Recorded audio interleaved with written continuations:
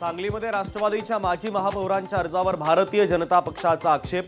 35 लाख रुपयांचा दंड असताना एनओसी कशी दिली? भाजप उमेदवाराचा राष्ट्रवादीला सवाल. सांगलीच्या मिरजमधील 2 भावांच्या उमेदवारीचा पेच सुटला. अजित पवारांच्या मध्यस्थीनंतर पेच सुटला. दोन्ही भावांनी एकाच प्रभागातून मागितली होती उमेदवारी.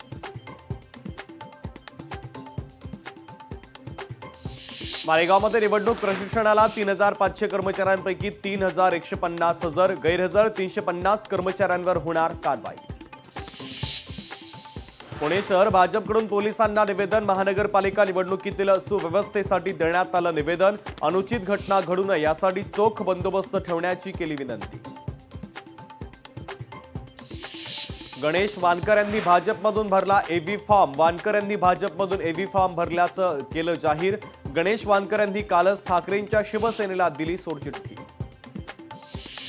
नवीन वर्षाच्या स्वागतासाठी नवी मुंबई पोलीस सज्ज. 2000 पेक्षा अधिक पोलिसांचा बंदोबस्त. रेव पार्टीवर देखील नवी मुंबई पोलिसांची करडी नजर.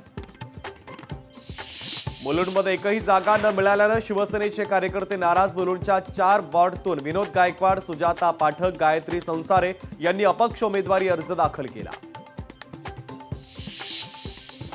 ठाकरेंच्या बालेकिल्ल्यात निलेश राणेंची एंट्री. वरळी, शिवडी, लालबाग, माहीमची धुरा राणेंच्या खांद्यावर. शिवसेना उमेदवारांसाठी निलेश राणे मैदानात.